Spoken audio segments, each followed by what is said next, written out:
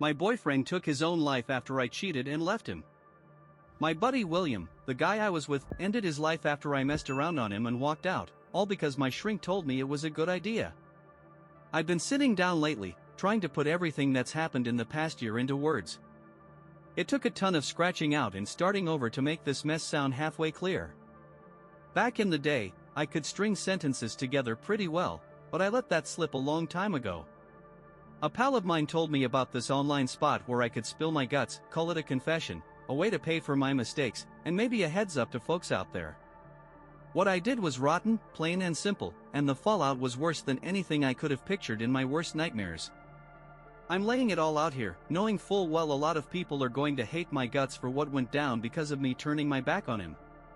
Looking at what I'm writing makes me sick to my stomach, because deep down, I know what I pulled off was something I can't ever take back. It hits me hard how pointless and awful everything that happened really was. All I want is for this tale to get around to anybody who's in a relationship, hoping it might stop someone from screwing up like I did. I'd love it if some guy or gal who's stepping out on their partner right now, or even just kicking the idea around, reads this and thinks twice. People might figure what happened to me is some crazy one in a million thing, but smarter folks than me have said it's not as rare as you'd think. I'm ready to take all the heat coming my way if it means even one person doesn't shatter the heart of someone they care about.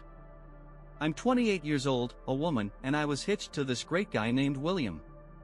8 months back, he came at me with hard proof I'd been fooling around on him, not just in my head but with my actions too. A couple days after he called me out, he took his own life. Just putting that down on paper has folks I've never even met wishing I'd dropped dead. I never thought I had it in me to do something so low, to hurt a guy I'd been tight with since we were kids, but I went ahead and did it. If you'd asked me or William if we'd ever cheat, we'd have cracked up laughing at the thought, but I shocked myself by letting my guard down and stepping over the line. I knew full well it'd break him if he found out, and I still went and smashed the heart of the man I loved so bad he couldn't stand living anymore. If you're out there thinking I don't deserve to draw another breath, I'm right there with you. I feel that so strong I've tried to check out twice myself. Something's telling me there's a reason I'm still kicking, and for now, I've talked myself into believing the longer I stick around, the more I've got to suffer, which is about right since I don't deserve an easy way out. Truth is, William and I go way back. I can't recall a time growing up when he wasn't around. We sat in the same Sunday school rooms, went through the same classes in regular school, and our folks were pals long before we showed up. He always had a knack for making me laugh. Kids can be rough, but William? Never. I started noticing he was good looking back in 6th grade, though it didn't turn into a real thing until high school. He was my one and only from those early days right through college. We were thick as thieves, had each other's backs like nobody else. After we finished school, we took a year to land solid jobs close to home and tied the knot. We'd hit the road for trips, couldn't keep our hands off each other whenever we got the chance, we were wild for one another. Only time we cooled it was during that week each month, but otherwise, we'd go at it for hours, pure, good times I went and tossed away for something cheap and trashy. We had plans to start a family, even picked out names. We were each other's first everything from the ground up. Sometimes I wish I could say it was just a dumb, drunken fling I tried to hide, but he sniffed it out. Nope, I got tangled up, heart and body, with some guy who didn't hold a candle to William in any way you could measure. I never even stopped to think that getting close to another man might pull me in too deep. Me and William, we had a rock-solid marriage, sounds dumb to say now, but it's true. He was tough as nails, while I was the weak link, even though I used to see myself as strong. Nobody ever clued me in that no matter how tight you are, nothing's unbreakable. Not a day passes I don't wish some stranger had put me down right before I started sneaking around. It's a cold, hard fact the world would be better off with William still here instead of me. You can't argue that away. I had a million chances to pump the brakes before it went anywhere, and no good reason to let it happen. We had a short, ugly fight about it, then he stormed out, and that was the last time we talked. I tried every trick in the book to get a hold of him, Lord knows I did, just to say I was sorry, to let him know I hated myself for it. My messages sat unread, and I'm pretty sure he never saw an email or heard a voicemail, but everybody kept saying to back off and give him room to breathe. 2 nights after he laid into me, at 3:17 in the morning, somebody pounded on my front door. I flipped on the lights, figured it might be some drunk looking to chew me out or worse. Another loud bang came, so I grabbed a hoodie and went to check. When I swung the door open and saw 2 cops standing there, I knew it could be a bunch of things, but my gut told me right off why they'd come. They said they found William's body, said it looked like he'd killed himself, and that hit me like a freight train. I dropped to my knees, howling like a wounded animal, clawing at my face and hair while the cops tried to settle me down. By the time the medics rolled up, I was parked on the steps, rocking back and forth, mumbling over and over how sorry I was. No way was I getting to his funeral. His family wouldn't have let me near it even if I tried. They kept me doped up in the hospital for days. First thing I wanted when I got out was to see his grave, but nobody could tell me where his folks buried him. They had every right to keep it from me, but that stung deep, and that night I tried to end it all for the first time. I've landed in the hospital twice now for trying to take myself out. I'm not begging for anybody's tears, don't even want them. Nothing's going to fix this hurt, nothing's going to dull it. Part of me wishes I'd forced my way in front of him, just for a second, to tell him I was sorry and that I knew we were done, but I didn't get that chance. Didn't earn it either, and I've got to live with the fact what I did was so nasty that seeing me again might have pushed him over the edge even faster. Plenty of people have told me straight up I'm the reason he's gone. I don't argue with that. Up until that awful day, he was happier than I'd ever seen him, and so was I. He didn't leave a note to pin it on me, but we were on top of the world, always together. Going from that high to that low that quick broke him. I broke him. My mouth, my choices, my head, they sold us both out. Regret doesn't kill you. If it did, I'd have been gone before he ever caught on. When that virus hit, me and William holed up together. I had a sweet gig teaching at a fancy private school, and the bigwigs there made sure we got paid the whole time we had to stay inside. William worked from home, tearing through a big project they'd put him in charge of. Everybody out there was scared stiff, but we had each other, and we made it fun watching movies under the covers, feeding each other snacks, goofing off like a couple of kids. I feel terrible for anybody who lost someone to that awful sickness. The world got slammed with death nobody asked for, but me and William? We came out of those weeks tighter than ever, and we were already close. We'd laugh about how folks were griping about being stuck with their families or their spouse. We couldn't get enough of each other. After a month, we had to set a rule to cool it to once a day for a bit. The only time we ever bickered was over who had to wash the sheets again, and then I went and cheated on that man, pushed him to leave this world because of what I did. A guy I was so connected to. I was a fool in every way, but thinking our bond made me immune to screwing up was the dumbest part. I can't stand myself for a million reasons, but knowing I had everything and lost it is the toughest thing to choke down. What I did with that other guy wasn't your typical cheating mess. Some parts of it weren't as ugly as most, but others were downright meaner and nastier. The fella I stepped out with, I'll call him Paul. I first ran into him on those group video calls during the lockdown days. He came off loud and full of himself, with no good reason to act that way. He coached lacrosse at the school, and I remember sitting through those calls, glad I taught English and wouldn't have to deal with him much. When we finally met in person, we shook hands and swapped a few words. I didn't feel a lick of interest in him, and he didn't seem to be eyeing me up either, at least not that I could tell. I found out he was set to get married, and I let him know I was hitched to a man I couldn't get enough of, William. There wasn't any spark or hint of trouble brewing between us.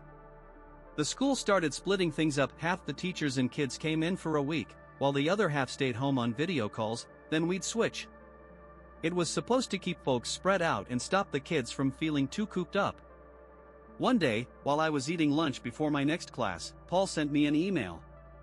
He'd scribbled down some wedding toasts and jokes for his big day and asked me to fix them up. I was used to folks handing me stuff to polish, so it didn't seem worth mentioning to William, especially since it was all about Paul's wedding, nothing exciting enough to bother my husband with. In that email, he had a toast for his folks and one for his bride's parents. I tweaked his words a bit, added some lines to tug at everybody's heart at the ceremony. His jokes about his brother, the best man, cracked me up, though they were a tad rough for a wedding in my book.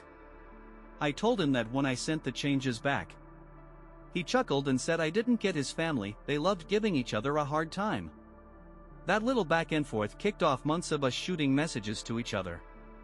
You might not buy it, but nothing shady happened until way down the line. No flirting, no dirty talk, none of that.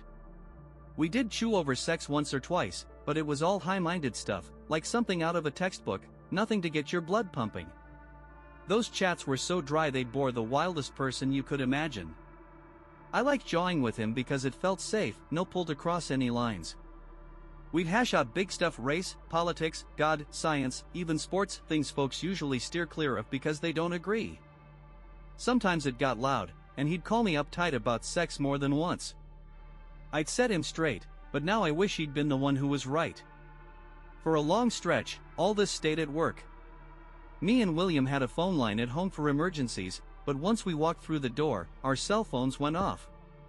Paul didn't have my number to text until one day I fired off a smart remark in an email late at work. He shot back, saying he needed my number to argue his point. Tons of folks I worked with had my email, so I didn't think twice about it. I don't reckon Paul was after me either, he was head over heels for his fiancée back then. But about a month before his wedding, he found out she'd been sneaking around with her old high school flame for over a year. It knocked him flat, left him hurting bad. I ended up being the one he unloaded on, without meaning to. I can't pinpoint when our talks took a wrong turn, but I started feeling real bad for him. I couldn't stand his fiancée for what she'd done, and I didn't see the harm in that. Then one day, after a rough night, he showed up at school looking like a wreck. I could tell he'd been bawling. I gave him a hug, we talked a little, and he asked if I'd hang around after work to chat more, since I had a couple hours free before William got home. I said sure. Looking back, I see what hooked me was how different he was from William. Me and my husband had talked about everything under the sun. I could guess his answer before he opened his mouth most times.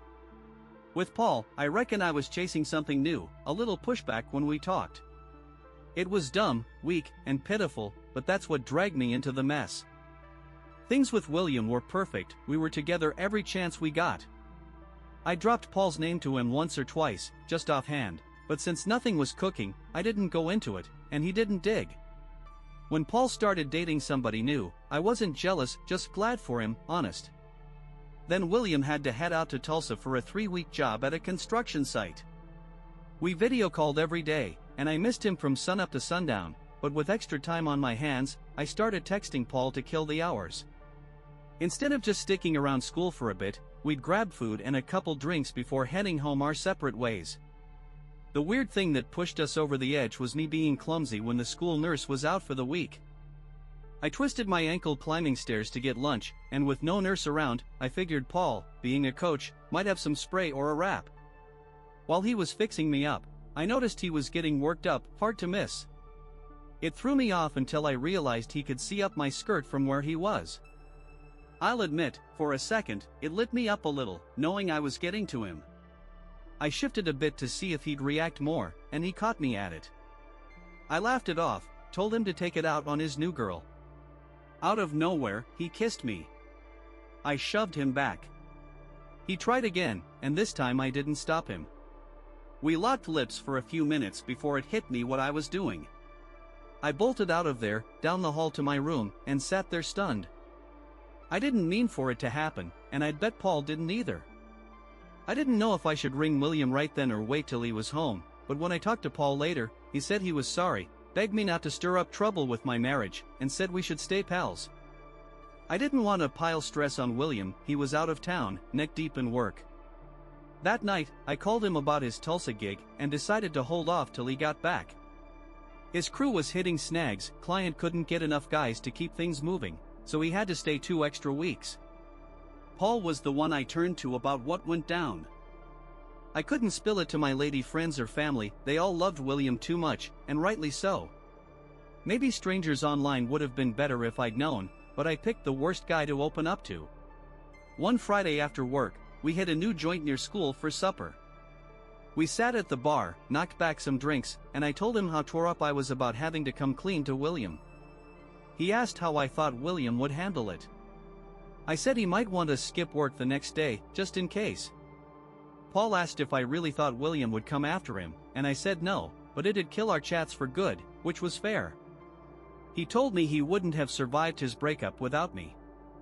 I said I was happy to help and didn't mind it. When it sank in our friendship was toast, we both got down. I drank too much, he did too, and I wound up at his place, doing way more than kissing. The second it was done, my head cleared up way too late. I knew my marriage was finished, no question. Me and William always said folks get too many free passes they don't deserve. People mess up, sure, and we figured cheaters might get another shot someday, but never with the one they stabbed in the back. Life might let them move on with someone else, but sticking with the person they hurt? That's wrong and bad for both. It got messy when William came back from Tulsa. I was on my period, so no chance of getting close, which was good. I'd never risk giving him anything, no matter how bad I wanted one last time with him. I couldn't do that. I wrote him a long letter spilling everything, planning to hand it over after telling him face to face. I still don't know how he found out. Maybe he'd been watching my messages with Paul from the start. I never got to ask, and knowing he beat me to it dropped me to my knees. I swore I was gonna tell him. He didn't buy it, and I wouldn't have either. He had a pile of our texts printed out. I owned up to it all, but that truth came way too late. He grabbed a suitcase, packed some stuff, and left me that Monday night. By Wednesday, he drove to a shopping center, parked, and ended it all. Knowing I'd wrecked us tore me up inside like nothing else. Realizing I stole his shot at happiness with someone new crushed me. Seeing I didn't just kill our thing, but every tie he had or might have had, drowned me in guilt I can't put into words. I could ramble on about what's happened since William's been gone, but most folks wouldn't care about the small stuff. Point is, his family can't stand me, and mine's ashamed of what I did. They still are. They haven't stopped loving me, but the letdown and disgrace? That's forever, and it ought to be. I didn't mean for it to end like this, but when you choose to hurt people, you're still on the hook for it. I talk to a counselor twice a week to sort through the wreckage. She hooked me up with a woman who's helping me wrestle with my head. Years back, this gal set a little fire to spook her ex and his new fling, just to prank with some alarms. It got out of hand fast, and people died. We've talked a ton about her deal and mine. Things can't go back to how they were, and they shouldn't, but if I'm sticking around, I need a way to make what's left of my life count. So that's my story, more or less.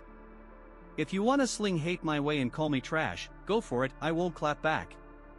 If it lets you blow off steam, I'll take the hits. Got questions? I'll answer best I can, even if it stings to talk about. If you've been cheated on, some of you got burned on purpose, but if your partner was as lost as you about why they did it, hear me out. Doesn't make what I did okay, hell no, but if it shows you didn't cause it, take that. You cheaters who don't care, read this and know you can ruin everything, not just them, but your ties to lots of folks and a big chunk of yourself. I ain't fit to judge anybody but me. I just don't want someone to find their William and lose him. I don't want anybody hitting rock bottom like me or dishing out the hurt I did. Most of all, I want folks with good relationships to hold onto them tight and never let them slip. We're all human, we can get pulled off track when things line up wrong. When you love somebody, you've got a piece of them with you. One slip up, and they can't carry yours anymore. I held William's heart, and now I've earned never holding it again or him holding me. Life's got enough pain without hurting the ones we love, and that love's too good to gamble away. In short, I cheated, and it drove William to take his life days after he faced me. This is my last word on it. Somebody sent a link asking if William wrote something online. He didn't use that site as far as I know, and he's been gone a year, so it wasn't him. That was a rough story too, hope that guy didn't end himself. If you're trying to figure out why I did it, thanks for trying, even if it's for you. Docs I've seen can't nail it down either. I wish there was a solid reason, but I ain't got one, and it wouldn't excuse it anyway. If you think this is fake, I don't know why I'd make it up except to warn folks or help. Ain't for points, I barely reply. Ain't for kicks, I've been blasted, and I deserve it. Owning this sucks, pretending it didn't happen don't fix me, but do what you want. I don't talk to Paul, haven't since before William was gone. All I know about him's from coworkers, secondhand.